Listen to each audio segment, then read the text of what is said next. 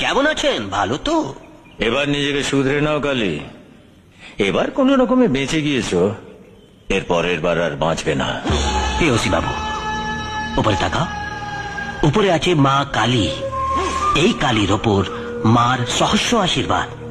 আর মা যা করায় ভালোর জন্য করায়। হসপিটাল গেলাম, ওখানকার দুধ মাছ খেয়ে 5 কিলো ওজন বাড়িয়ে নিলাম।